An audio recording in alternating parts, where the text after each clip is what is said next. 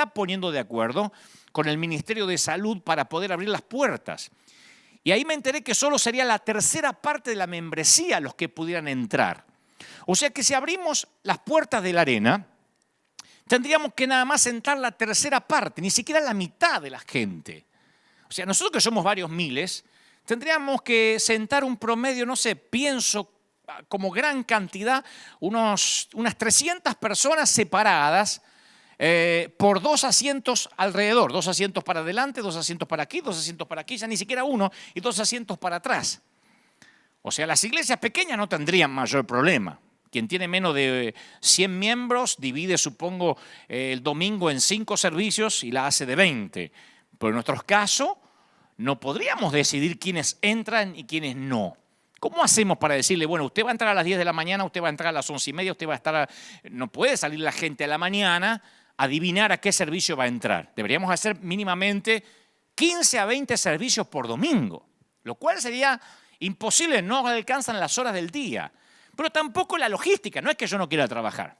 Los que me conocen saben que yo soy trabajador. Y si tengo que hacer 30 cultos, los hago. El tema es que no alcanza, la logística es imposible. ¿Cómo hacemos que entren 300 personas, queden 1000 afuera porque tampoco se pueden quedar afuera? Sería un caos. Aquí los supermercados, las tiendas están marcadas hasta los pasillos, quién va para aquella mano y quién viene en la mano contraria. O sea, uno no se puede cruzar con los carritos ni en los pasillos de un mercado. Así que ni siquiera podríamos tener las filas, no nos permiten tener filas afuera. Sería un caos también el estacionamiento. No está permitido en este nuevo protocolo por razones obvias la escuela dominical. Nos dicen la escuela dominical, imposible, este año no habrá escuela dominical. Yo no sé cómo serán otras iglesias, pero aquí las familias tienen muchos niños. Tenemos niños. Las familias tipo son de 4, de 5 chicos, de 2 bebés, niños de todas las edades. Aquí albergamos por servicio de 600 a 700 niños por servicio. O sea que estaríamos hablando de 1.500 niños aproximadamente que no pueden entrar. ¿Qué hacen los padres? O sea, los niños quedan excluidos en esta nueva normalidad de la iglesia. Los ancianos tampoco pueden venir a la iglesia por seguridad. El nuevo protocolo es que los ancianos no pueden venir. Si usted tiene más de 60, 70 años, considérese que está casi por morir o que podría morir. No venga a la iglesia. O sea, si tienes determinada edad, no puedes venir. Esto va a complicar hasta algunos pastores, ¿no? A ancianos de la iglesia, a personas que son los pilares, los que respaldan, los que oran. Hay que decirle, no venga más a la iglesia. Yo tengo en mi equipo pastoral pastores honoríficos que tienen determinada edad. Hay que decirle, no, usted quédese en la casa a ver si se muere. O sea que cuando Joel profetizó que en los postreros días los niños iban a profetizar y los ancianos soñarán, se ve que no tuvo en cuenta la pandemia. Se ve que Joel estaba un poco desactualizado cuando profetizó el Espíritu Santo a través de él. O lo que es peor, el Espíritu Santo estaba desactualizado. El protocolo del Ministerio de Salud dice que está bien, abramos las iglesias, pero no puede haber contacto físico. O sea, no podemos imponer las manos a ningún enfermo. Se ve que cuando el Señor dijo, impondrán sus manos y sanarán, se le escapó el COVID-19. Si hay alguien que me dice, pastor, óreme, yo tengo que decir, no, a ver si nos contaminamos, vamos presos. A ver si se me pega algo. Imagino a un leproso que dijo, si quieres puedes sanarme, si quiero, y lo tocó el Señor. Hoy no podemos imponer manos a nadie. Yo no soy un gran imponedor de manos. Siempre lo aclaro, no es que acostumbramos a que todo el mundo pase el altar, pero me preocupa. No digo abrazarnos, pero me preocupa que como pastor tenga prohibido poder bendecir a alguien o imponer las manos sobre la frente de una persona para orar. Y lo que más me choqueó, tenemos que medir la temperatura corporal en la puerta a la gente. Y al menor indicio que estás enfermo o te duele algo, no puedes entrar a la iglesia que predicamos sanidad. Y te tienes que volver a casa. O sea, que en lugar de poner ujieres a dar la bienvenida y esperarte con un boletín o con una flor o lo que sea, vamos a poner a ujieres con termómetros. Y si tienes un poquito de fiebre o cara de enfermo, te tengo que mandar de vuelta. No puedes entrar a la iglesia donde se predica sanidad. Entonces, ¿de qué vamos a predicar? Yo me siento un hombre sin oficio, sin profesión, sin llamado, con esta nueva normalidad. no podemos orar por los enfermos. Porque si estás enfermo no puedes entrar a ver si tu enfermedad contagia a los demás. Esto puede sonar una rebeldía, una apología. No, yo estoy diciendo porque bajo estas condiciones River Church no quiere, no queremos, no va a funcionar. Estoy esperando a ver qué van a hacer con los equipos grandes de fútbol, de básquet, de handball, con las grandes corporaciones multibillonarias que manejan millones de dólares, porque aún así ellos no pueden operar. Jugarán sin gente, no sé cómo lo van a hacer, como ya empezó en Alemania, pero así no puede funcionar una iglesia, porque que nos digan que no podemos orar por los enfermos, que si está enfermo se tiene que pegar la vuelta, que los niños y los ancianos no pueden entrar, es como decir, vuelve el fútbol pero sin pelota. Vuelvan pero sin Biblia. Esa es la peor persecución de la historia. Esa es la conspiración abierta. Esto sin contar que debemos adorar a Dios todo el servicio y hasta predicar con tapabocas. Y el coro tiene que estar todo separado. Los cantantes con tapabocas. Los músicos separados con un acrílico, como en jaulas de acrílico. Y limpiarnos, claro, los zapatos con cloro en una palangana en la puerta. Si creen que estoy exagerando, Dios sabe que no. Punto por punto es el nuevo protocolo si queremos abrir la iglesia. Y muchos pastores dicen, ok, abramos la iglesia. Con todos esos protocolos, no oremos por los enfermos, no tengamos contacto físico, separemos a la gente, cantemos con tapabocas. Mi pregunta ahora es, ¿qué haría el Señor? Ahora sí hay que preguntarse qué haría el Señor. Porque cuando nos dijeron, tomen precauciones, cuando nos dijeron, esperen porque esta pandemia va a llegar a su pico, hay que bajar la curva, todos obedecimos porque somos ciudadanos de bien. Pero cuando eso se transforma en miedo, el miedo lleva o deviene en control. El miedo permite el control del César. Y yo me pregunto si no estamos dándole al César lo que es de Dios. Se decía que el César era divino en los tiempos del Señor. Las monedas romanas tenían acuñada la imagen del César. Y la inscripción decía Divi Filius, o sea, decía Hijo de Dios. La inscripción de la moneda decía que el César era el Hijo de Dios. Y cualquier israelita consagrado no llevaba esa moneda, porque violaba el mandamiento de no tener imágenes forjadas lejos del Dios que está en los cielos. Y Herodes puso de sumo sacerdote a un colaboracionista, a alguien que estaba inherente al poder, y Roma guardaba la llave del lugar santísimo del templo, y el sacerdote tenía que ir a pedírsela a Roma para entrar una vez al año. Se nos escapa este detalle. Herodes guardó la llave del templo. El gobierno trató de poner bajo llave a un reino que ellos no podían gobernar. Herodes quiso poner, bueno, lo intentó, poner bajo llaves a un reino espiritual. Y un día se acercan al Señor y le dicen, maestro, esto que siempre vienen con las preguntitas trampa. Sabemos que eres un hombre íntegro y que enseñas el camino de Dios de acuerdo a la verdad, que no te dejas influir por nadie. Primero, como dicen en mi país, le doran la píldora, ¿no?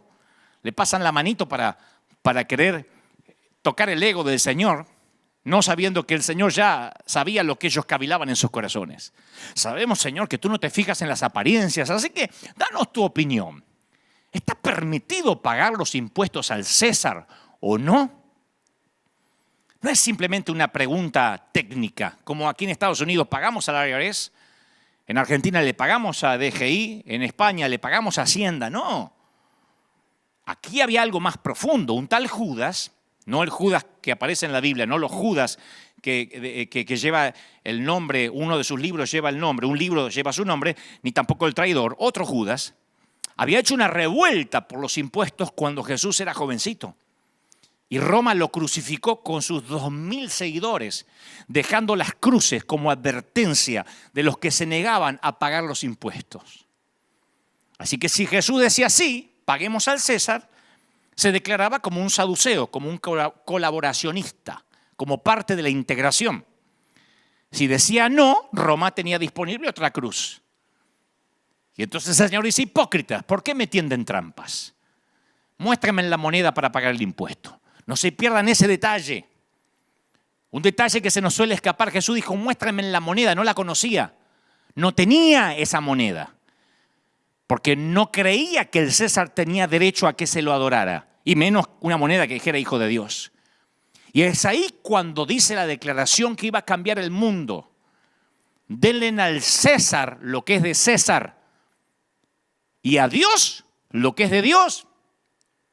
Y cuando Jesús dijo eso, a diferencia de lo que se cree, que estaba intentando quedar bien con uno y con el otro, como decimos en la jerga, con Dios y con el diablo, porque algunos creen que Jesús ahí, bueno, quedó en la mitad, cumple con Dios y cumple con el gobierno.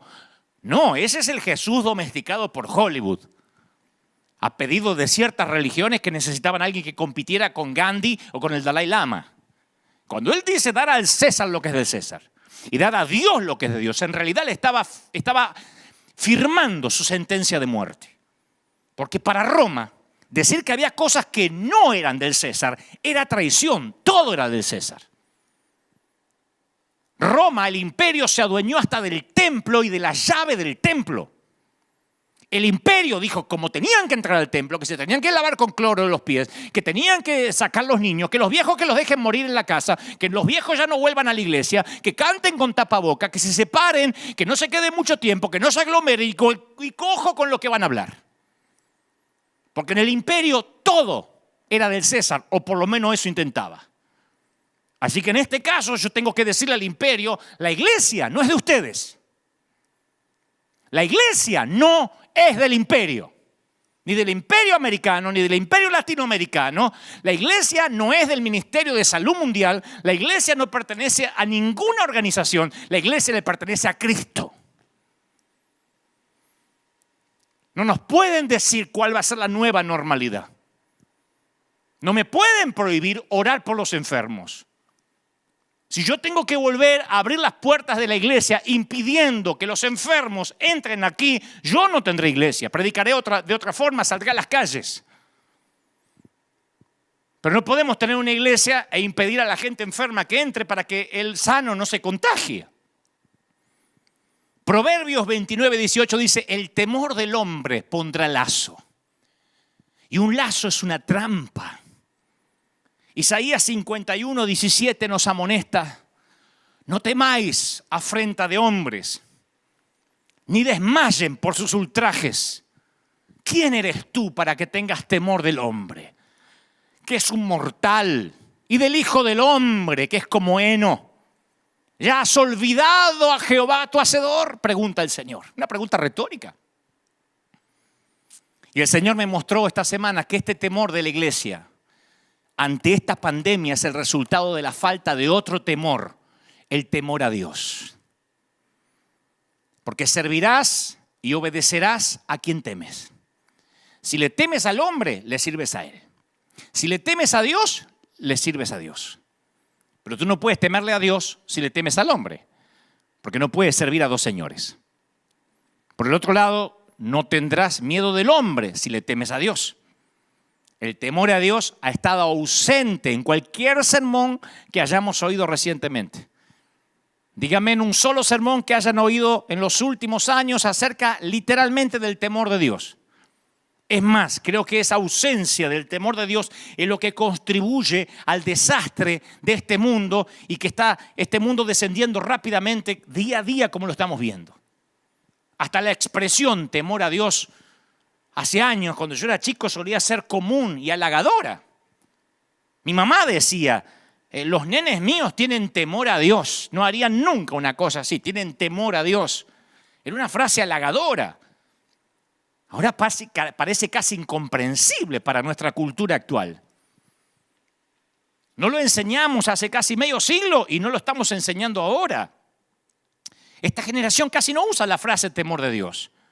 Por eso tienen tanto pánico a otras cosas.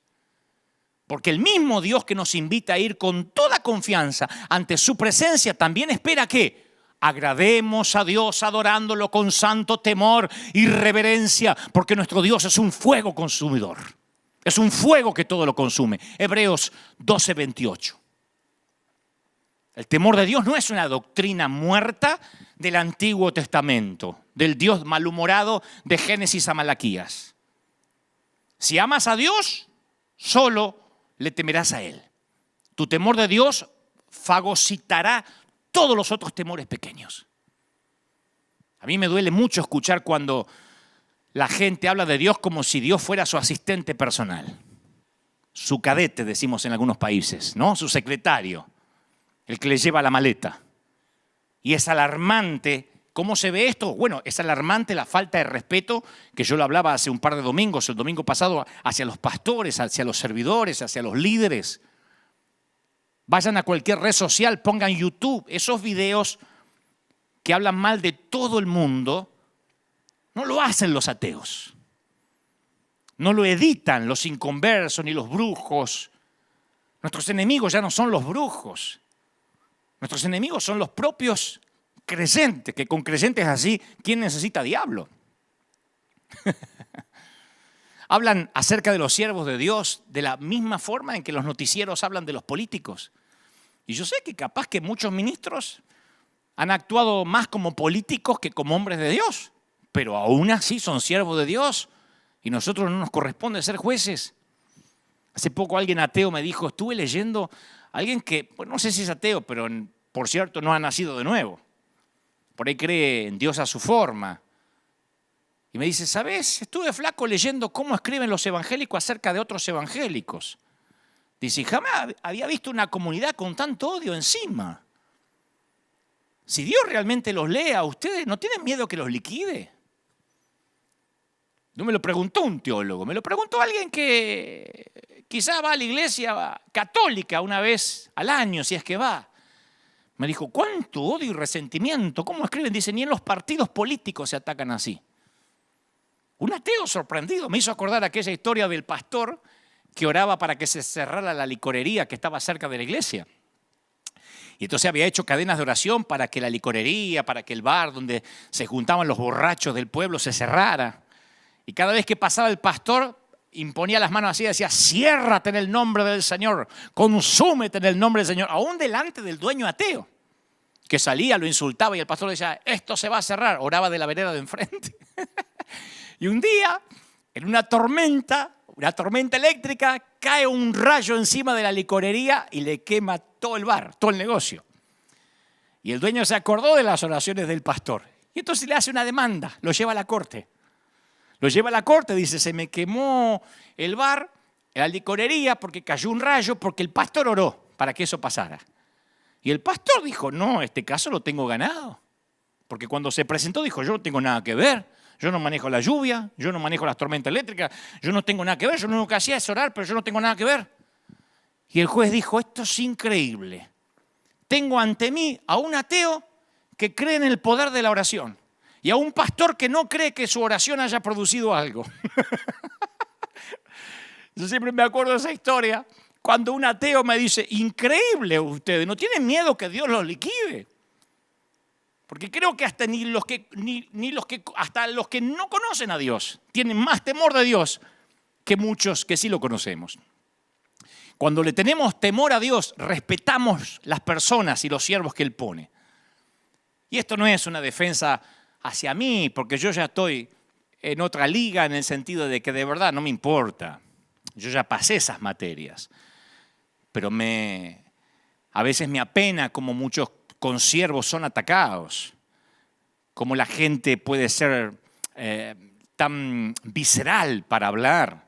David no levantó su mano contra el rey Saúl aún después de que Saúl matara a 85 sacerdotes del Señor. Imagínense si mañana sale un pastor y mata a otros 85 pastores. David le temía a Dios. David era un fugitivo porque su suegro intentaba matarlo. Y vos pensabas que tenías problemas con tu suegra.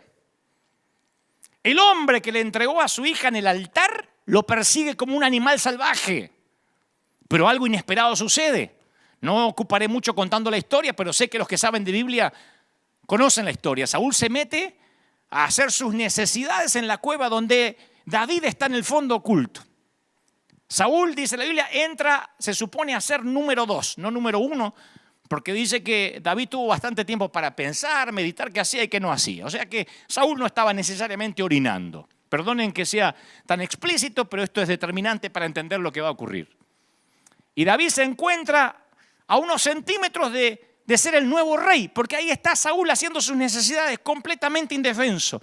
Una oportunidad única en su vida. Y David se negó a tomar la situación en sus propias manos porque sus huellas dactilares iban a llenar todo lo que Dios quería hacer. Y cuando ponemos nuestras huellas dactilares sobre algo, es que estamos tomando las cosas en nuestras propias manos en lugar de ponerlas en las manos de Dios, porque no le tememos. Cuando no tenemos temor de Dios, ponemos nuestras manazas encima. Abrimos nuestra bocaza. Cuando yo recuerdo los momentos más decisivos de mi vida, los momentos en que Dios me bendijo más, los puntos de inflexión donde yo pasé de un nivel a otro, son aquellos en los cuales no aparecen mis huellas dactilares por ninguna parte. Solo Dios abrió las puertas. Que el Señor me libre de hacerle daño al rey, dijo David. No puedo alzar la mano contra él porque es el ungido del Señor. David no respetaba tanto a Saúl, sino la unción que había caído sobre él. El mismo aceite que cayó sobre su cabeza había caído sobre la cabeza de Saúl. De este modo David hasta contuvo a sus hombres y no les permitió que atacaran a Saúl, su enemigo, que lo perseguía como un animal salvaje. David solo le cortó el borde de su manto. Y ese momento es tan épico como cuando enfrentó a Goliat. Esto debería estar en las ilustraciones de los libritos de la escuela dominical. Porque es más difícil no matar a Saúl que matar a Goliat. Matar a Goliat es un acto de poder que sí podía hacer. No matar a Saúl es un acto de fuerza de voluntad. Por temor al Dios que lo ungió, no hacer lo que sí podía hacer. No hacer lo que sí podía hacer. Y la fuerza de voluntad es la forma más pura del poder. La cruz es un ejemplo de esa clase de poder. Porque el poder de Jesús era impresionante. Sanaba enfermos, resucitaba muertos. Pero lo que me dio vida eterna no fue la resurrección de Lázaro. Lo que a mí me dio vida eterna fue no fue lo que él podía hacer. Lo que me transformó fue lo que habría podido hacer, pero decidió no hacer. ¿Me explico? Dijo Jesús, ¿crees que no puedo acudir a mi Padre? Y al instante no pondría a mi disposición más de 12 legiones de ángeles. Una legión romana era una unidad militar que constaba de 6.000 soldados. Jesús estaba diciendo que si quería, hacía así, y su Padre le mandaba 72.000 ángeles a su favor. Eso no es solamente amor. No fue el poder del imperio romano lo que mantuvo a Jesús en la cruz, fue su fuerza de voluntad. El Señor se deleita en los que le temen, dice el Salmo 147:11. Génesis 20 cuenta la historia de la mentira de Abraham en cuanto a su esposa Sara. A algunos se les perdió esta historia, pero ahí están las escrituras. En un momento Abraham tiene miedo y afirma que Sara era su hermana en lugar de su mujer. El problema es que estaba entre gente peligrosa y tenía una esposa muy linda. Y él creía que el rey Abimelech lo iba a matar para agregar esa esposa a su harem, por lo que Abraham miente, esperando que el engaño le salve el pellejo. Y Sara se salva de la deshonra solamente porque Dios se le aparece en sueños a Abimelech y le revela la verdadera identidad, que era la mujer, no la hermana. Y entonces Abimelech se enoja y quiere que Abraham le dé una explicación. Le dice, ¿por qué Abraham? Che, ¿por qué? Bueno, no sé si dijo che, pero capaz que empezó ahí el acento argentino. ¿Por qué me engañaste? Y Abraham dice una frase que a mí me conmueve hasta el día de hoy.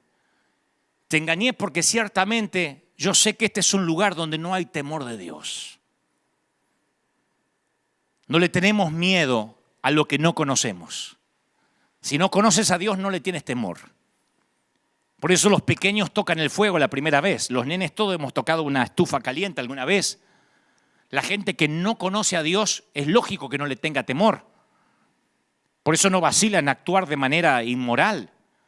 Pero en Romanos 3, el apóstol Pablo nos da un listado largo de quejas acerca de gente impía y la concluye en el versículo 18 citando el Salmo 36. No tienen temor de Dios en absoluto. Yo entiendo que que no tenga a Cristo no tenga temor de Dios. Pero los que tenemos a Cristo, los que hemos nacido de nuevo. Un pastor hace poco me decía, olvídate de tener temor de Dios, pensá nomás en tener a tu mamá viva.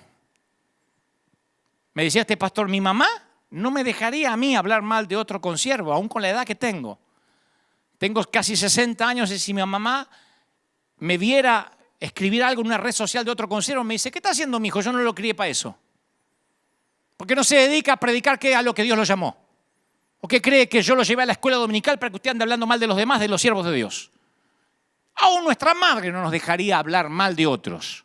Imagínate a Dios. Pero este no es un mensaje para defender ministros. Este es un mensaje para entender por qué César le metió tanto miedo, por qué el gobierno, independientemente de cuál sea el país, le metió tanto miedo a través de los medios de comunicación, por qué esta pandemia mediática le metió tanto miedo a los que se supone que nunca debimos haber tenido miedo.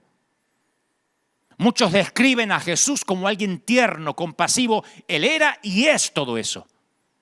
Pero ese no es todo el cuadro. El Jesús que tomó un látigo y por sí solo sacó del templo a una masa de mercaderes ladrones, parece que quedó en el olvido. Más tarde los líderes judíos llegaron a arrestar a nuestro Señor diciendo que buscaban a Jesús de Nazaret. Y cuando Jesús dijo, yo soy, dice, todos retrocedieron y cayeron al suelo. Juan 18:6. Lo único que dijo es, me buscan, yo soy. Y todo el mundo retrocedió y cayó. Con Jesús. No estoy hablando del Dios del antiguo pacto que se presentó ante Moisés. En la pesca milagrosa, cuando Simón Pedro se dio cuenta de lo que sucedió, que le llenó la red de peces, cayó de rodillas delante de Jesús y le dijo, Señor, aléjate de mí, soy demasiado pecador. Estoy demasiado pecador para estar cerca de ti. La historia está en Lucas 5:8. El temor es una respuesta natural del que es imperfecto ante el que es perfecto, del estropeado y del que está roto ante aquel que está entero, del que está contaminado ante el puro, del impotente ante el poderoso. Y creo que hemos perdido nuestro sentido de lo mucho que nuestro pecado nos separa de Dios. Sí, yo sé lo que es la gracia, yo soy un predicador de la gracia. Pero no nos olvidemos que cuando nos encontramos ante Él, es como tener un cuerpo encorvado, envejecido, manchado y tener que estar desnudo frente a la persona más bella que existe. Este es el punto, señores. Cuando tememos a Dios, nuestro temor hacia otras cosas y personas comienzan a disminuir. Los temores grandes, aunque tengan nombre de pandemia y nos den la cifra de muertos todos los días como si fuera la cotización de la bolsa, los temores grandes hacen que los temores pequeños desaparezcan siempre. Podemos pasar nuestros días preocupándonos por una multitud de boberías, pero deja que la palabra cáncer se mencione en la misma oración con tu nombre y todas las ansiedades diarias desaparecen en la nube de un temor más grande. Dios, por supuesto, no es una fuerza malévola como el cáncer. Pero eso significa que cuando nuestros temores menores son absorbidos por el temor a Dios, nuestra vida cobra seguridad. Cuando otros temores toman la prioridad por encima de Dios, es cuando nos metemos en problemas. Si algunos cristianos le tuvieran el 10% de temor a Dios que yo he visto que le tienen al COVID-19, no estaríamos ni preocupados. Si escribieran con la misma vehemencia en las redes, ¡wow! Sigan predicando, no dejen que ese alma se pierda, vayan por él, con la misma vehemencia que dice, arréglate la máscara, te vas a morir, con la misma vehemencia. Imagínense el 10% del temor a Dios que le hemos tenido o que le han tenido al COVID-19, ya hubiésemos dado vuelta al mundo entero para Cristo. Eso es lo que le ocurrió a los israelitas que vivían durante la época de Isaías. Escucha la palabra de Dios para ellos. ¿Les tienen miedo a estos ídolos? Dice Isaías 57:11, les producen terror. Por eso me han mentido y se han olvidado de mí y de mis palabras. Ya no me temen. Al perder su temor a Dios, la nación de Judá había llegado a tener temor a dioses paganos. Y sí, si uno no le tiene temor a Dios, le puede tener temor y miedo y pánico a 3 gotas de moco. Te lo aseguro. Porque yo provengo de una casa que luchamos con la rubiola, con la varicela, con la papera, con fiebres de todo. Yo pasé por todas las enfermedades como la mayoría de los que me están mirando en América Latina. Y a veces te vacunaban y a veces no te vacunaban. Pero la vieja te imponía las manos y decía: en el nombre del Señor, por la sangre de Cristo. Y a vivir. Nunca había mi vieja con el pánico, ni aún teniendo cáncer. Ella confiaba en un Dios que podía sanar. Ahora están pensando algunos, ¿pero es posible amar a Dios y tenerle temor al mismo tiempo? Sí. ¿Qué requiere el Señor tu Dios de ti? Requiere que temas al Señor tu Dios, dice Deuteronomio 10:12.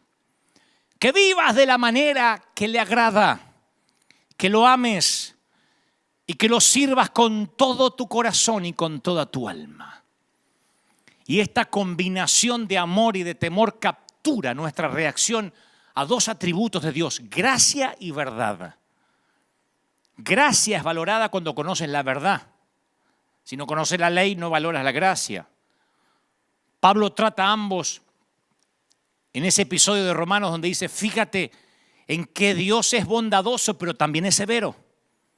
Fíjate que Dios es severo con los que desobedecen, pero es bondadoso contigo si sigues confiando en su bondad. Romanos 11:12.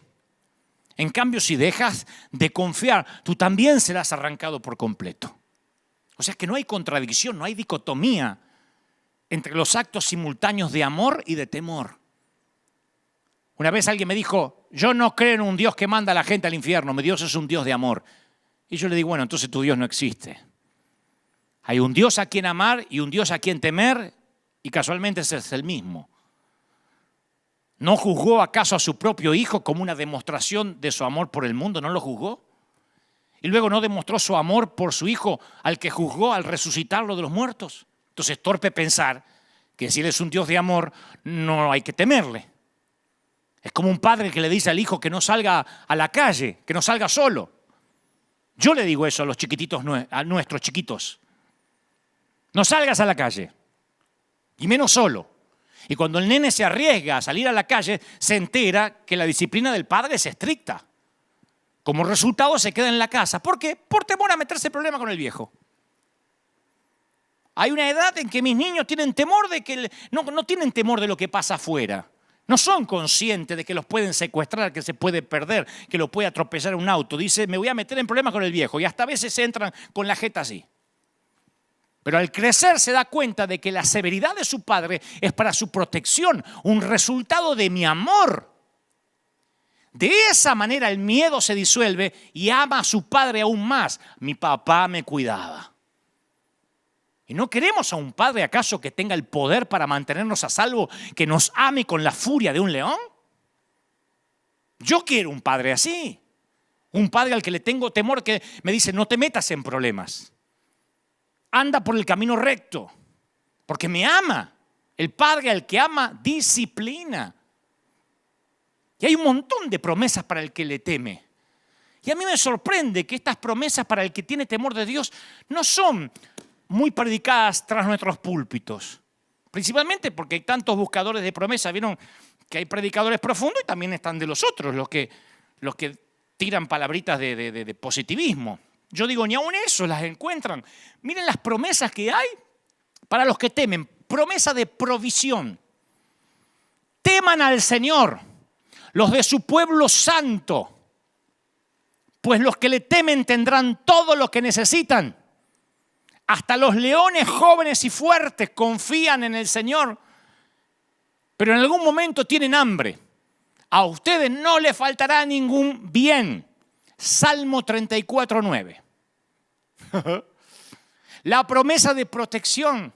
El Señor vela por los que le temen, por aquellos que confían en su amor inagotable. Los rescata de la muerte y los mantiene con vida en tiempos de hambre. Salmo 33, 18. Resulta que temiéndole a Dios te mantiene en tiempos de hambre.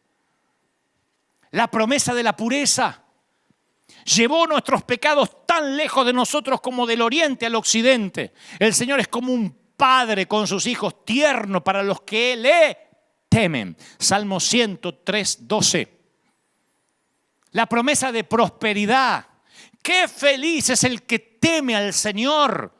Todo el que sigue sus caminos gozará del fruto de su trabajo. Qué feliz y próspero será. Esa es la bendición para los que le temen. Salmo 128, 14. Días prolongados.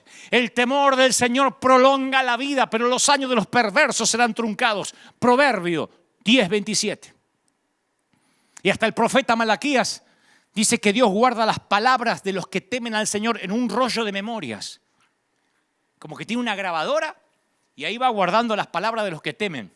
Los que temían al Señor hablaron entre sí y el Señor escuchó lo que dijeron. Y lo escribió en un rollo de memoria para registrar los nombres de los que temían al Señor. Malaquías 3:16. La promesa de la perpetuidad, de que lo que hagas permanezca.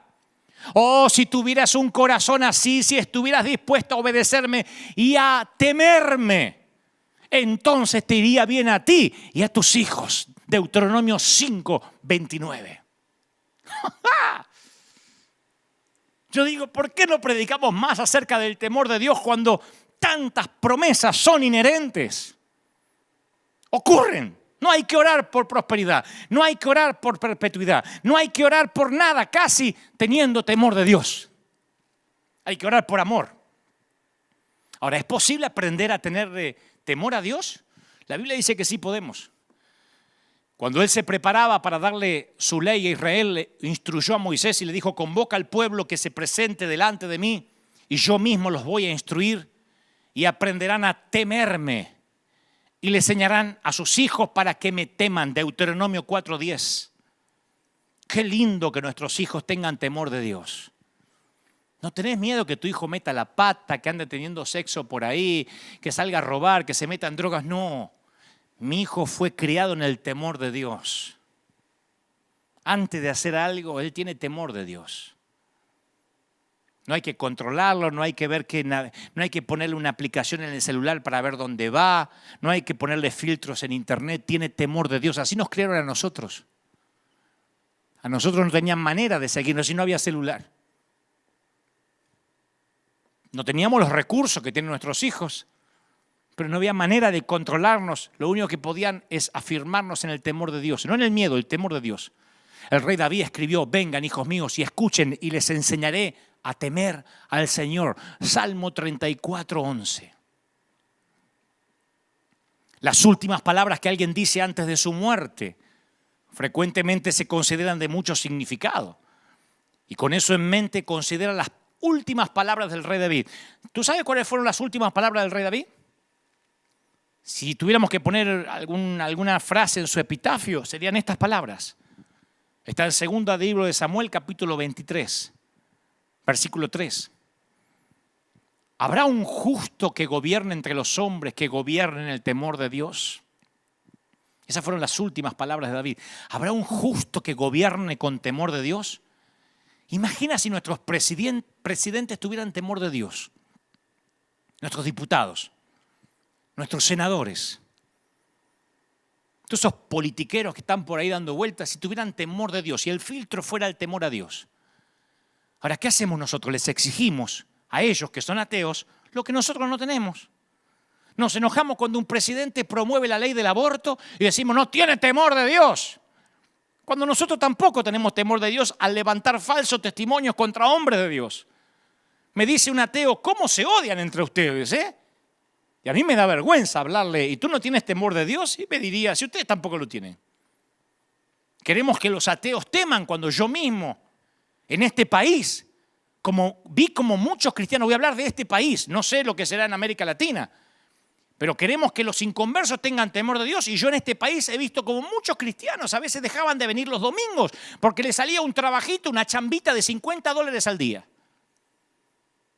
¿No viniste el domingo? No, es que hay que aprovechar para trabajar. Me salió $50, tengo que trabajar. Pastor, tengo que trabajar. ¿Y dónde están tus $50 ahora? ¿De qué te sirven? Por 50 mugrosos dólares hay gente que dejó de congregarse. $20 algunos. Algunos pensarán en algunos países, eso es plata acá. A donde sea, aunque sean $100. He visto como otros cristianos, por una comida del Día de la Madre, por un partido del Mundial, porque jugaba el Chivas y el América, faltaban al servicio. Aquí en el River Arena, gente que se suponía era fiel, un día dejaba de venir. Le preguntabas, ¿qué pasó? ¿Te enfermaste? No, es que estaba el partido. Y ahora que no hay fútbol, dice, ay, cómo extrañamos los servicios. No son todos, gracias a Dios. La mayoría son fieles. Pero yo he visto mucha gente que el hilo más delgado, era la iglesia. Yo vengo de una generación a la que no se le ocurría faltar un culto. Yo vengo de una generación que te tomabas 3, 4 colectivos o buses o como se diga para ir a congregarte con lluvia. Estuvieras enfermo, no. Ahora el nene tiene una tosecita y el hilo más delgado es la iglesia. ¿No viniste? No, es que el nene se levantó con catarro, hizo... Entonces dije, no voy para no contagiar. ¿De verdad? La falta de temor de Dios cambia las prioridades. El que tiene temor de Dios aprovechó. El que tuvo temor de Dios aprovechó los servicios. No faltó a ningún servicio mientras pudo. Estuvo. Yo hace 10 años que no falta un domingo aquí. Y si alguna vez no llegué, que fueron 2 veces, es porque estaba haciendo un superclásico en Argentina y por razones horarias no tenía avión para llegar. Y estuve aquí cada domingo con dolor de muelas, con piedras en los riñones, con fiebre. La gente ni se enteró. Siempre aquí con una sonrisa. Porque yo siempre decía, hoy podría ser el último domingo. Y fíjense, un día de marzo fue el último domingo. Y no sabemos cómo vamos a volver, porque yo, tomándole la temperatura a la gente y echando a los enfermos a que se vuelvan a la casa y dejando a los viejos que se mueran en casa y no dejando entrar niños, no voy a abrir las puertas de River.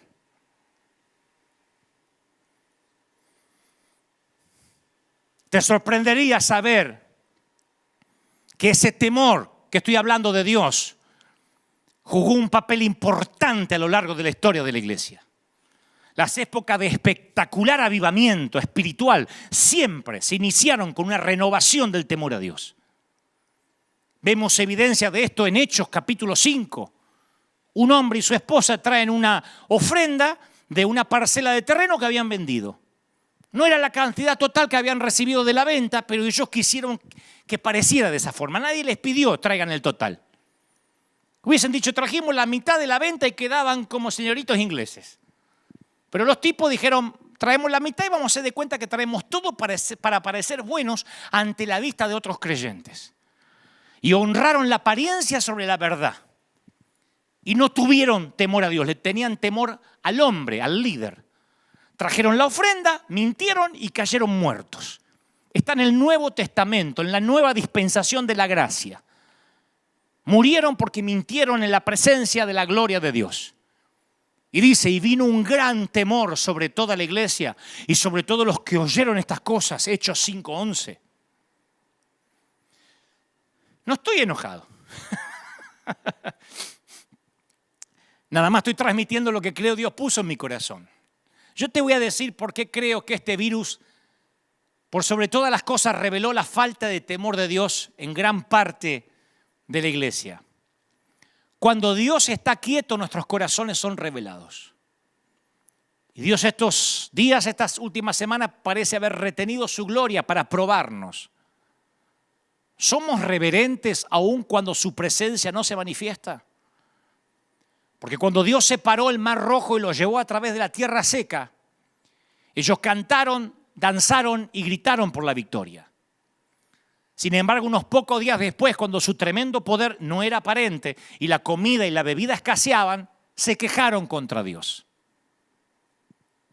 Llegó una suerte de pandemia, de hambre, como va a venir ahora, Aquí en Estados Unidos hay casi 30 millones de desempleados y estoy hablando de uno de los países, se supone, más poderosos del mundo. Prepárate, iglesia, porque viene una pandemia de hambre. Ya hay una pandemia de suicidios, de femicidios. Hay la locura de que en países como en Argentina han soltado violadores, presos, para que no se agarren el coronavirus, los mandan de vuelta a que se metan en la sociedad. Hasta violadores volvieron a convivir con el niño violado para evitar que se contaminaran por temor. Lo que se viene es mucho peor de lo que hemos vivido. Esto es un ensayo, una prueba. Muchas veces estos días me dijeron, ¿será que esto es un ensayo para lo que va a venir, el nuevo orden mundial? Ni necesitamos ser tan escatológicos.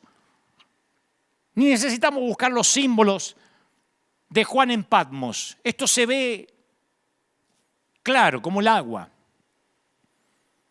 Hemos llegado algunos de nosotros a ser como niños caprichosos que no tienen reverencia por sus padres. Y si nosotros no crecemos en el temor del Señor, corremos el riesgo de llegar a tratar como algo común las cosas que Él considera santas, como Ananías y Zafira, esta pareja que murió por tomarse como ordinario las cosas que eran puras. Y todos nos hemos convertido expertos en la bondad de Dios. Yo soy un gran predicador. Cuando digo gran no es que sea bueno comparado con otros, digo un predicador que usa mucho su dialéctica para hablar de la bondad de Dios. Pero no solo la bondad de Dios es la que hay que considerar. Una persona que solo considera las bondades y la gracia de Dios abandona el temor y le gana el orgullo y la mundanalidad.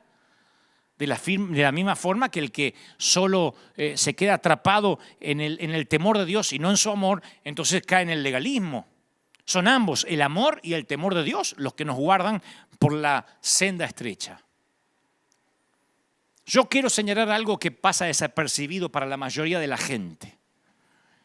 Dios instruyó tanto a Moisés como a Aarón, que era su segundo a bordo, para que subiesen a la montaña.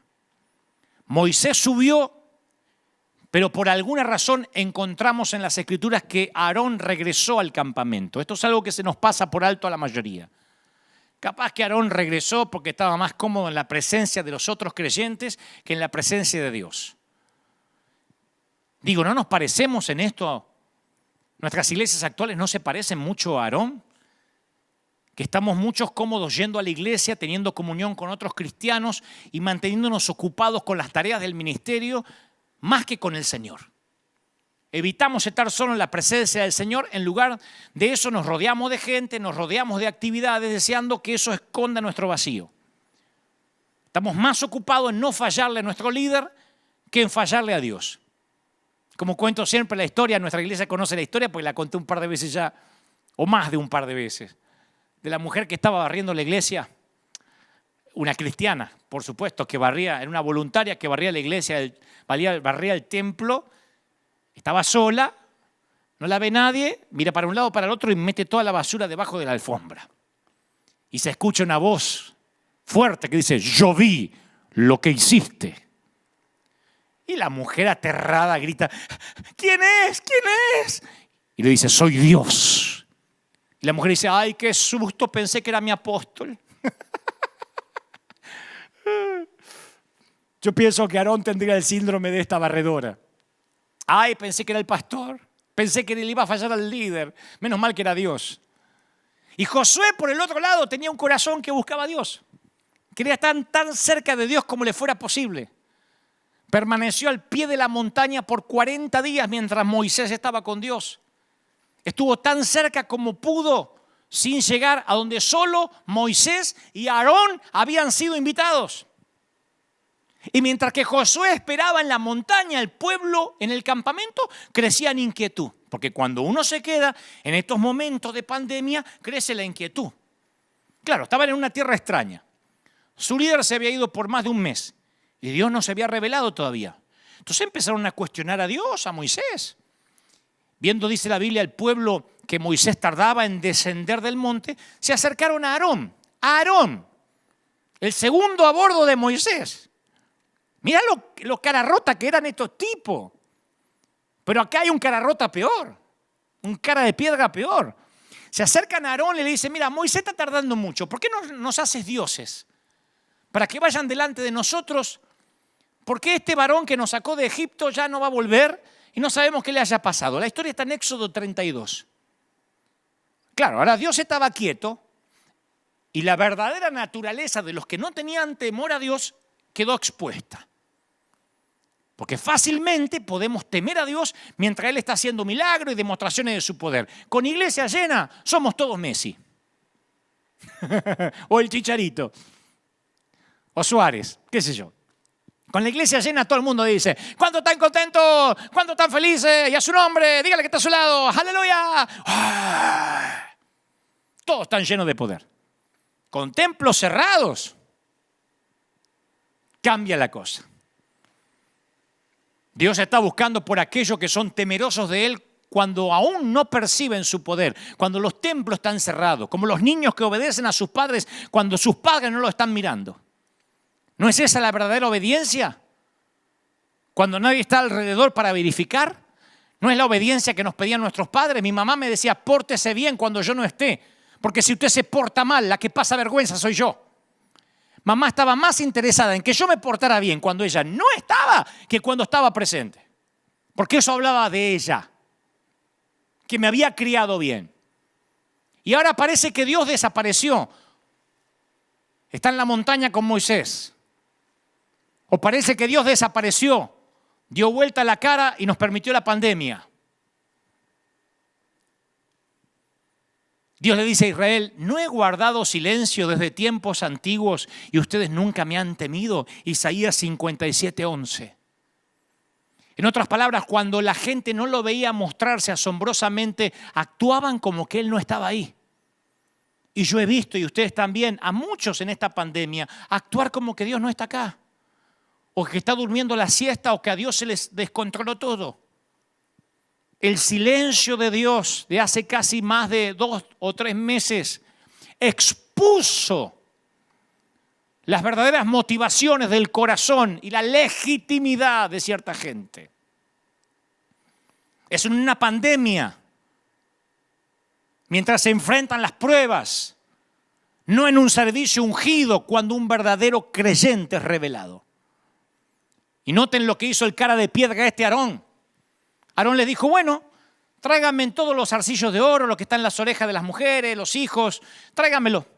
Entonces todo el pueblo apartó los zarcillos de oro que tenían en sus orejas, lo que tenían en las muñecas. Se lo trajeron a Aarón y él le dio forma, dice la Biblia, de buril. E hizo un becerro de fundición. Entonces dijeron, Israel, estos son sus dioses que los sacaron de Egipto. ¡Aarón! ¡Aarón! ¡Che! ¡Aarón! Porque se nos va eso de la Biblia. Como que el becerro lo hizo un ateo endemoniado. ¡Aarón! El copastor. Dijo, acá tienen el becerro que lo sacó de Egipto. ¿De verdad? Con el botín de Egipto hicieron un ídolo fuera de la bendición de Dios. Pero aún es más alarmante que Aarón, el que no fue a la montaña, hizo el ídolo, le dio forma. Y Aarón le dio forma. Había sido el vocero de Moisés. Había estado parado al lado de Moisés, había visto cada plaga de Egipto, cada milagro. Y ahora le tenía temor a la gente y le dio lo que ellos querían. Le temió más al hombre que a Dios. Y por eso fue intimidado por la gente. Eso lo hizo un líder débil. Cuando fue confrontado por Moisés, y Moisés le dijo, ¿te dejaste intimidar? ¿Saben lo que dijo este? Respondió Aarón, no se enoje mi señor.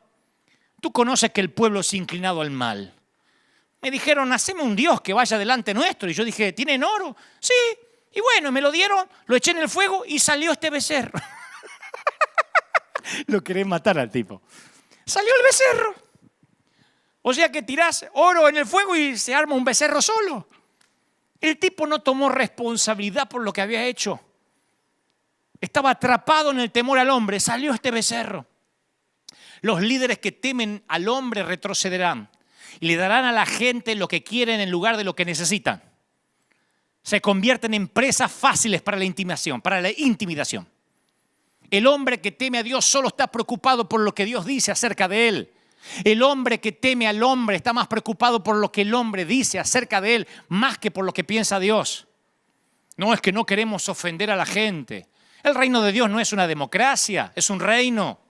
Por eso es el reino de Dios, no es la republiqueta de Dios. En algún momento vas a ofender a alguien, solo asegúrate que ese alguien no sea Dios.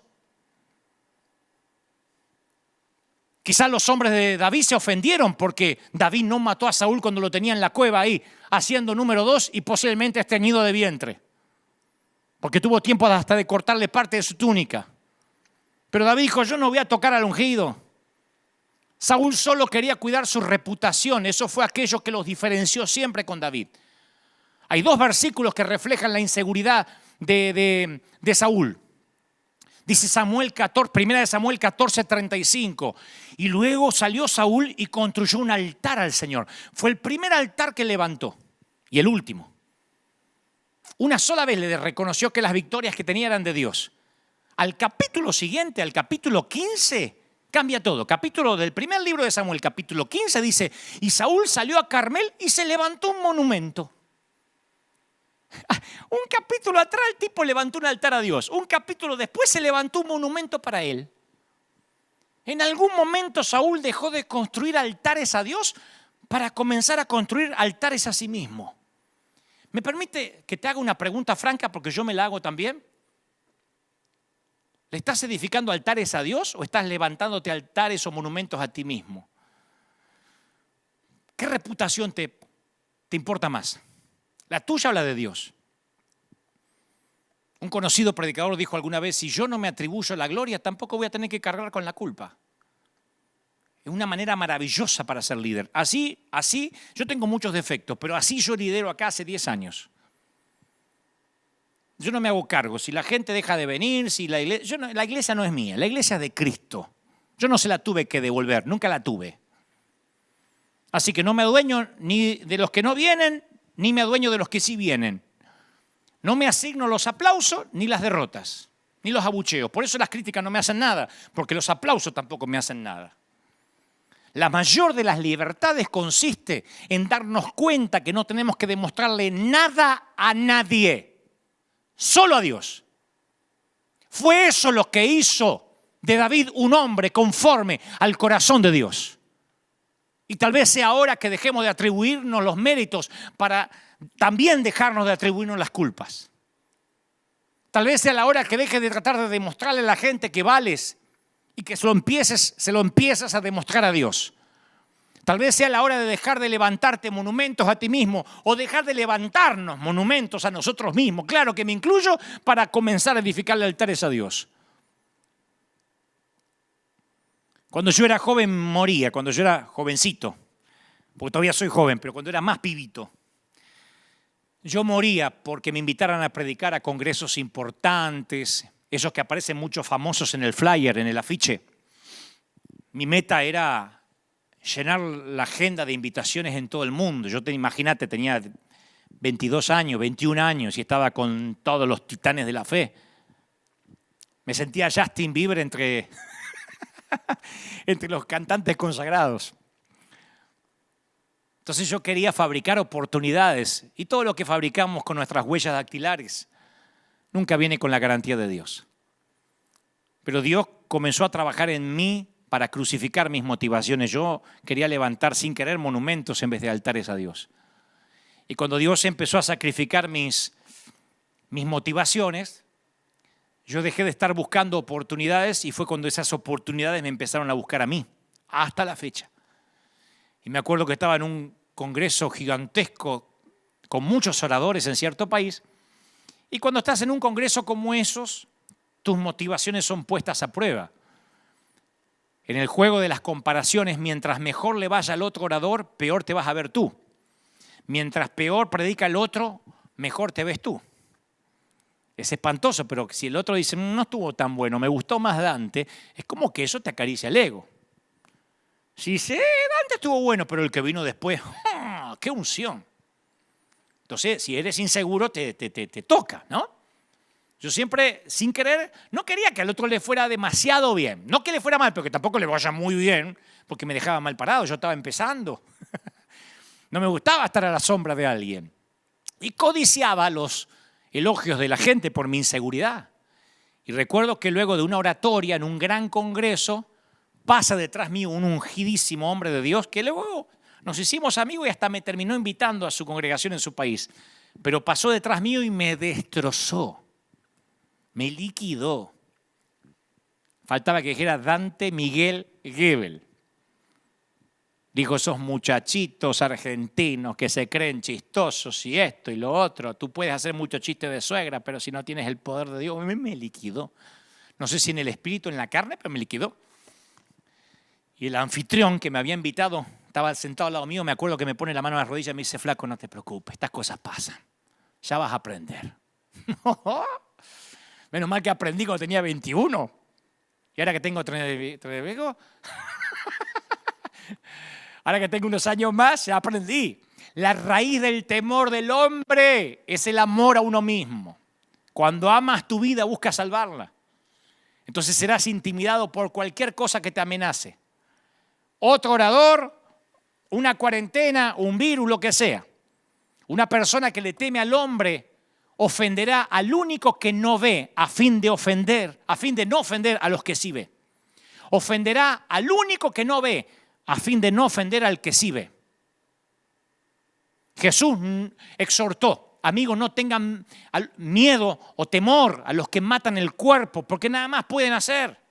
Ahí está, ese es el versículo clave para la pandemia. No tengan temor a los que matan el cuerpo, porque es lo único que pueden hacer. Yo les enseñaré a quién deben temer, Lucas 12:4. Temed a quien después de haber quitado la vida tiene poder para echarte en el infierno. Sí os digo, a ese temed. Más clarito, manzanitas. Voy a terminar con esto. Contrastaré rápido a dos reyes. Ambos gobernaron el mismo reino, ambos se postraron ante el mismo Dios. El mismo cuerno de aceite los ungió a los dos. Uno fue rechazado por Dios y el otro estimado por Dios como un hombre conforme a su corazón. Y al contrastar la vida de estos dos monarcas, uno ve la diferencia entre el temor de Dios, quien temía a Dios y quien temía al hombre. Hay uno de los incidentes más dramáticos y menos estudiados de la Biblia. En la vida de Saúl es una escena memorable y olvidable. Memorable para los que lo leemos, pero deberíamos olvidarla. Saúl había estado reinando por 2 años. Como en la mayoría de las posiciones, su periodo de luna de miel no reveló su verdadero carácter. Como los presidentes cuando recién suben al gobierno. Nadie los critica porque no sabe qué decir la oposición todavía. No tomó medidas de gobierno. 2 años es muy nuevo. Pero con el paso del tiempo las motivaciones empiezan a exponerse. Y dice la Biblia que mientras que Saúl estaba en Micmax con sus prestigiosos guerreros, los filisteos se reunieron para pelear contra él. En 1 Samuel 13:5. Era el ejército más fuerte que Saúl había enfrentado. El enemigo tenía 30.000 hombres, 6.000 hombres a caballos y la multitud era comparada a la arena que está a la orilla del mar. Enfrentar 30.000 carros es como enfrentar en la actualidad 30.000 tanques de guerra. Era una vista intimidante para Saúl. Y atemorizados, los soldados de Saúl empiezan a desertar, se meten en las cuevas, en la fosa, en los peñascos, en las rocas, en las cisternas. Estaban abrumados. Y Samuel había recibido una orden del Señor, el profeta, diciéndole que no haga nada, no ataque ni se defienda hasta que llegue él, que era el profeta, y presente una ofrenda. Saúl lo espera 7 días, conforme al plazo que Samuel había dicho, pero como Samuel se tarda en llegar y el pueblo le desertaba bajo presión, Saúl se hace el sacerdote, ofrece el holocausto por su cuenta y llega justo Samuel y dice, ¿qué estás haciendo? Y Samuel le dice, ¿qué estás haciendo? Y Saúl dice, no, mira. Y fíjense la respuesta de Saúl. Le dice, no, es que yo vi que el pueblo me estaba desertando y que tú no venías dentro del plazo que me dijiste. Y están los filisteos enfrente. Y me dije, van a descender contra mí. Y yo no imploré el favor de Jehová. Me forcé y ofrecí holocausto. O sea, hizo los sacrificios para hacerse aparecer bueno ante la gente y trató de parecer espiritual con Samuel diciendo, me forcé. En realidad, él reaccionó y cayó dentro de una trampa de intimidación. Una de las cosas más difíciles es esperar en Dios, especialmente cuando no está haciendo nada, esperar en Dios. Esto es particularmente cierto ahora. Cuando Dios pareciera que no está hablando, realmente está haciendo algo. Por eso le digo a nuestra iglesia, continúen obedeciendo la última orden hasta que cambie. Mantente en tu posición, soldado. Lo diré otra vez a toda la iglesia de River, manténganse en sus posiciones. Se supone que soy tu pastor y estamos juntos en esto. No dejaré a nadie atrás, vivos o muertos, aunque nos tengamos que pelear contra el gobierno, aunque tengamos que enfrentar a Trump en la Casa Blanca, yo no los dejaré solos.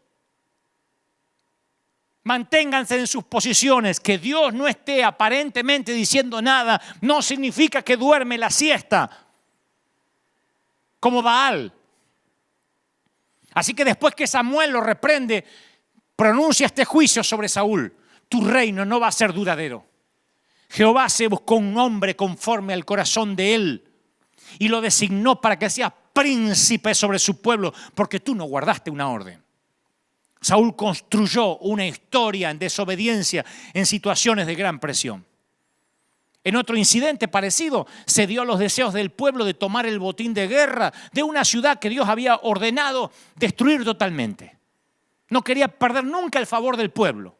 Yo he pecado, dijo Saúl, y quebranté las palabras porque consentí la voz del pueblo. Y Samuel dice, pero otra vez Saúl, escuchando al pueblo. Y más adelante dice, sí, yo sé, yo pequé, pero por favor, hónrame delante de los hombres. Primera de Samuel 15:30, cabezón. Hónrame delante de los hombres. Sí, yo pequé. Pero por favor, no me retes delante de la gente porque pierdo intención de votos. Yo pensé que la dictadura empezó un poco más acá, en Cuba o en Venezuela. Repetidamente Saúl transgredió porque tenía miedo al hombre. Y esto sucede con frecuencia con líderes que son inseguros. Muchos en estas cuarentenas se han sentido completamente solos. Creo que Dios permite que esto suceda. Y Él no lo provoca porque no es el autor del mal. Yo lo dije desde el primer mensaje que hablamos de la pandemia. Pero Él se refrenará de intervenir porque tiene un propósito en estos tiempos de desesperación. Y a propósito del César en los tiempos de Roma, yo estuve pensando mucho qué vamos a hacer como River. Porque yo me considero un hombre que teme a Dios. Entonces tuve que ver en las Escrituras, en los tiempos de Roma, cuando el Señor dice al César lo que es del César, a Dios lo que es de Dios. Lo dijo cuando eso era una declaración de guerra, porque todo se suponía era del César. Había tres maneras de reaccionar ante el gobierno del Imperio Romano. Los celotes, que decidieron rebelarse, ir contra la ley. Ellos querían derrocar a los romanos por la fuerza. Eran terroristas, disidentes del gobierno de facto. Y los metían presos por faltar a la ley y no impactar a nadie. Yo no voy a ser un celote en este tiempo. No me voy a hacer meter preso. No voy a permitir que por una torpeza mía, por infringir la ley, termina arruinándose un propósito divino, no en este momento. Había otra manera de reaccionar en los tiempos de Roma, los esenios. No se los menciona en la Biblia, pero en los libros históricos se los reconoce a los esenios como la comunidad que se retiró por completo para tener una vida de pureza. Dormían en cuevas, tipo los menonitas. Eran austeros, creía que ellos iban a heredar el reino a través de la pureza. Tampoco impactaron a nadie. El Señor no fue un esenio y yo tampoco pretendo ser uno, no me voy a retirar. Yo no voy a correr y meterme en una cueva hasta que esto pase. Estaban los saduceos, la tercera manera de reaccionar, que se integraron al sistema muertos de miedo.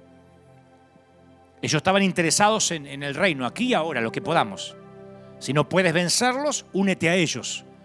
Y trabajaban como cobradores de impuestos, mostraban lealtad al César, cambiaban de Dios. Esos no tenían problemas. Le decían, a partir de ahora no entran más ancianos a la iglesia. Perfecto. No queremos niños, ¿está bien? No habrá niños. Siempre había de esos, aceptando todo lo que el César decía. Jesús dijo, la violencia como los celotes no es el camino. No voy a pelear contra la ley. La retirada como los esenios no es el camino. No voy a huir. La integración como los saduceos no es el camino. No voy a rendirme. Y abrí un cuarto camino. Hay cosas que no son del César. Hay cosas que ni siquiera le competen a él. Herodes puede tener la llave del templo y el sacerdote tiene que ir a pedírsela una vez al año, pero no tendrá la llave Herodes del reino de Dios. Porque en eso consiste el reino de Dios, en no tenerle miedo a los césares y estar por encima de ellos, de su control del miedo. Yo no estoy diciendo te faltará la ley. Aquí esta iglesia tiene un hombre que siempre dice respetaremos la ley. Pero yo no voy a predicar en las condiciones que el César quiere que yo predique. Yo voy a pelear por los derechos del reino de Dios. Esto no es una republiqueta, esto es el reino. Hay un monarca y hay un rey. Y no es la primera vez que voy a pelear. Porque cuando llegamos a esta arena, se levantaron todos los políticos que tenemos aquí al frente, en el City Hall. Se levantaron todos los politiqueros, los fiscales, había un montón de políticos que dijeron: ustedes no pueden operar. Los concejales, ustedes no pueden operar. Compramos esta arena y llega un correo electrónico a la dirección del pastor ejecutivo y le dicen: ustedes no pueden abrir la iglesia este fin de semana porque no usarán el estacionamiento gratis. Aquí hay un montón de estacionamiento que dice free, gratis. Y esto decía: no, el estacionamiento es para los que van a los restaurantes, de los que van a Disney, no para los de la iglesia. Mandaron un correo. Y entonces el bufete de abogados dice: ustedes no van a poder operar porque le dijeron que no pueden operar. Yo digo: ¿cómo el César va a decir a dónde estacionar la gente? Si fuera un estacionamiento privado lo entiendo. Estacionamiento gratis. Le digo: ¿qué pueden hacer? Y podrían enviar la seguridad. ¿Y qué? ¿Reprimirnos? ¿Dispararnos? ¿Tirarnos gases lacrimógenos porque venimos a adorar a Dios? ¿De verdad? ¿A los hispanos?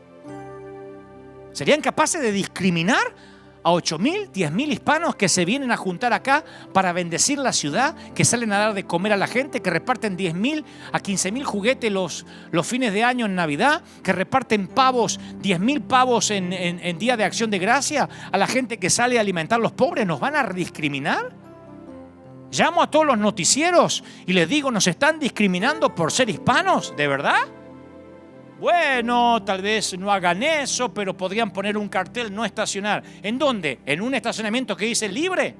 ¿En un estacionamiento que dice gratuito? Y peleamos. Y nos pusieron cartelitos y corríamos los cartelitos. No infringíamos la ley, simplemente no seguíamos la estupidez caprichosa de un César. Porque yo sí respeto la ley. No tengo problema de parar en un stop a las 3 de la madrugada.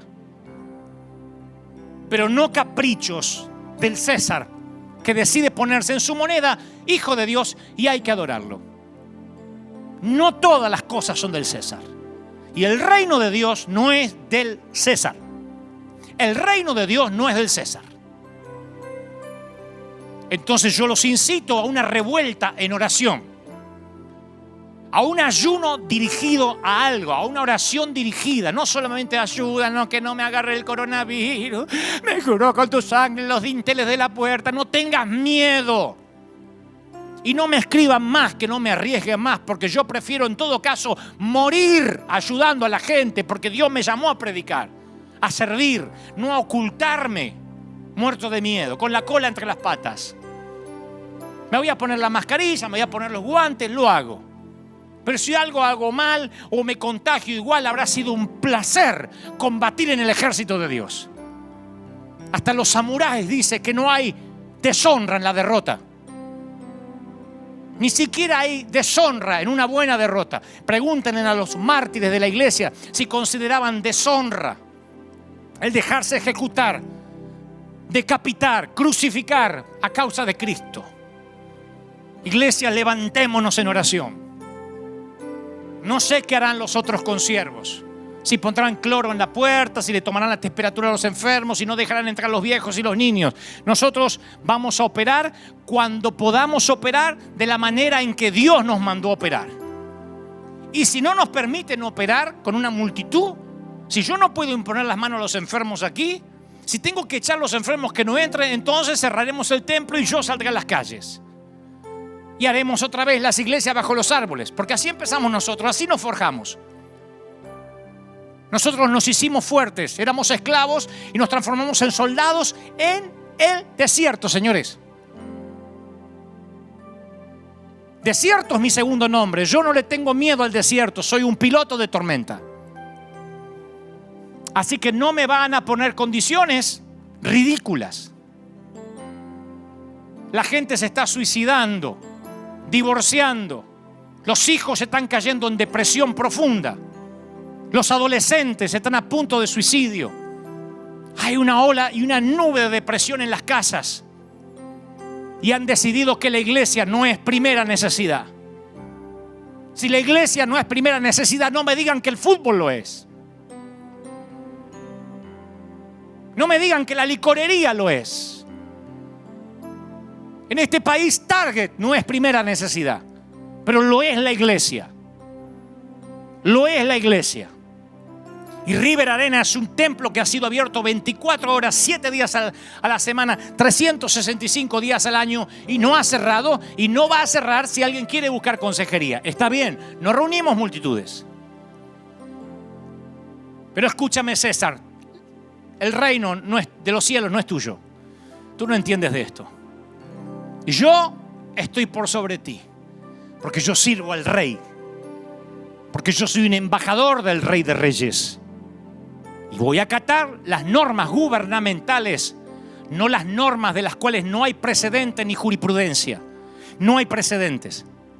¿Sabían que cuando esta pandemia empezó, nosotros salimos a la calle sin preguntar? Algunos dirán, ¡qué locura! Pero yo dije, si ponen cuarentena, me consta que hay gente rica que vive de los ahorros. Que hay gringos que dicen, tendremos que echar mano a los $100,000 guardados para la universidad de la niña. Pero me consta los hispanos que viven al día, del cheque a cheque. Acá en la iglesia hay gente que corta el pasto, hay gente que limpia, hay gente que trabaja en un taller mecánico y los mandaron 40 días, 50 días, 60 días sin trabajar. ¿Qué come la gente? Que los matan de hambre. Los meten adentro para que se mueran de hambre.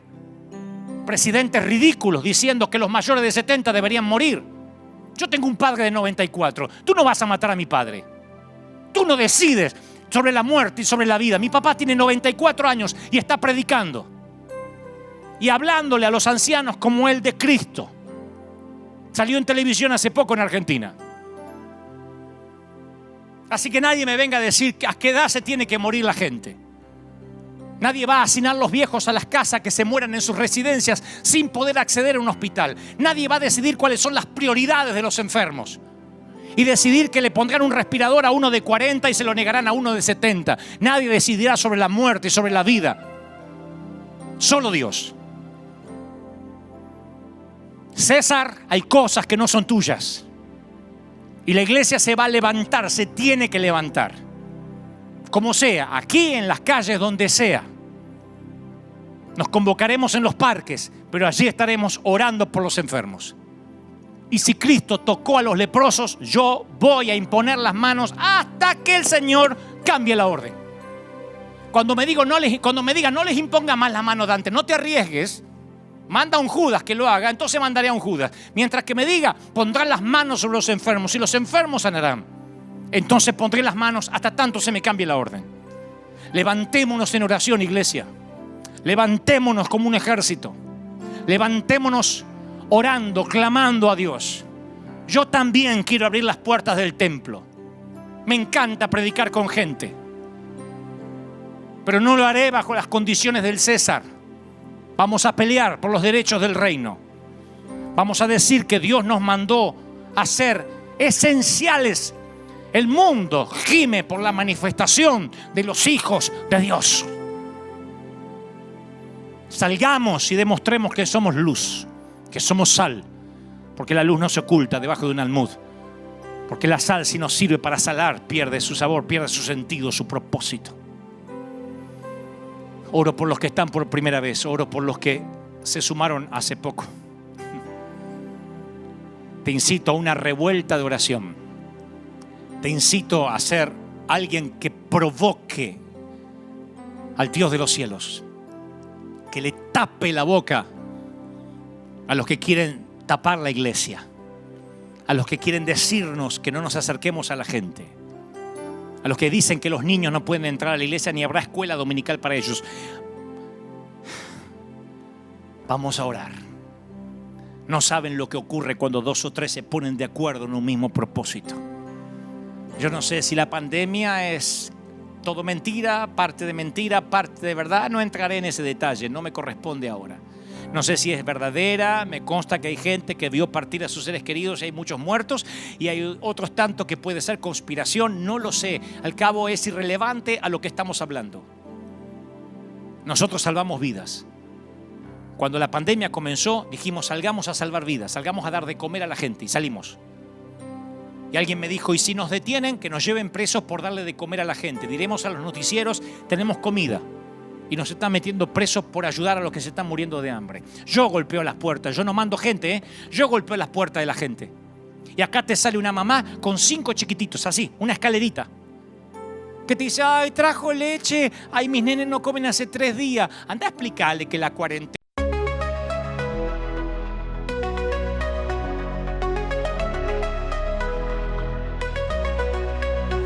In the haze of neon dreams, I wander through the night, lost in a sea of stars where your whispers take flight.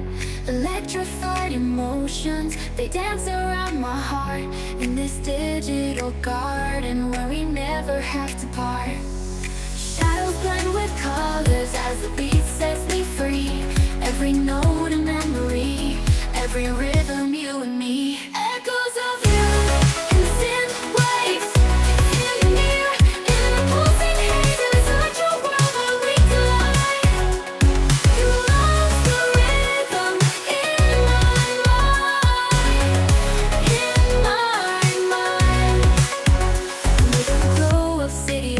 Our shadows intertwine in this kaleidoscope of love where the past and future align. With every step I take, I feel your presence strong, and this digital symphony where our hearts belong. Shadows blend with colors as the beat sets me free. Every note a memory, every rhythm you and me. Echoes of you.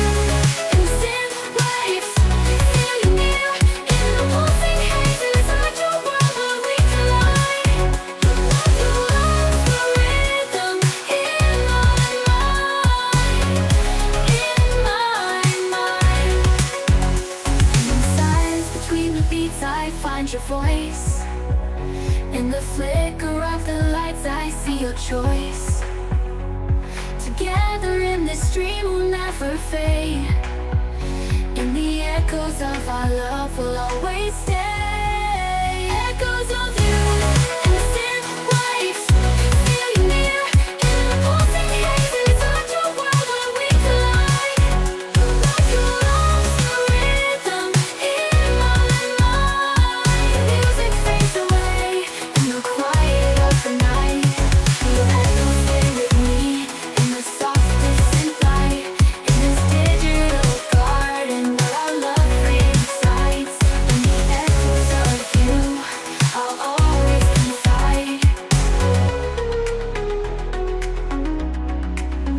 The music fades away in the quiet of the night. Your echoes stay with me in the softest.